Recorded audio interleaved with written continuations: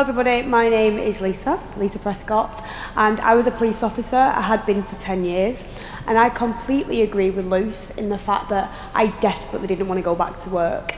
I didn't dislike the police, but then when Stanley came, or I was pregnant with Stanley, I started my business at 31 weeks pregnant, and the fear of returning back to work petrified me, and I was not going back, and that definitely drove me in the early days.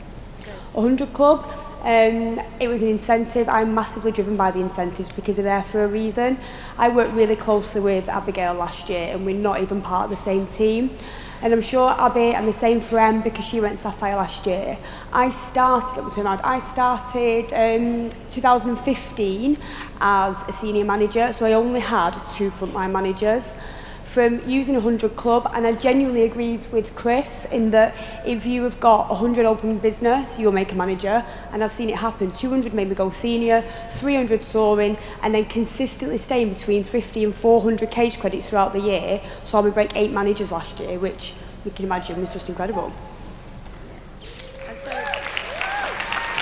And so obviously to develop a business that's doing that kind of non-manager volume, that means that you need to be consistently talking to people and recruiting. Can you maybe share a little bit about how you interact with people, what methods of prospecting you use?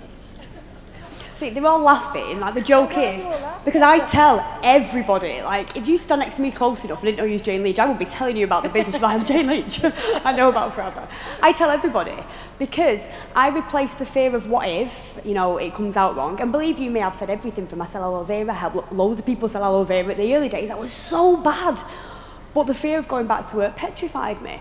And from the second that I joined, and the training said you speak to new people when you're out and about, that is exactly what I did, even though I was really, really bad. I was looking at the fact that I was either pregnant, and that was my why, or I had the pram with me. On the days where I didn't want to do it, I would look down at that pram, and I would say, get your backside back to work then, because that's where you're going.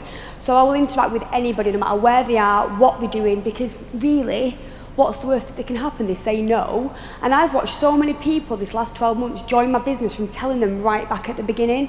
So if you're sat in a position now where you're feeling like you're getting nowhere and you're telling lots and lots of people, just know that that's okay, because when they're ready and you stay consistent and you strive for things like 100 Club, then they will come back when they've watched your journey and your success. Some people need to see results, so it's just about waiting for them.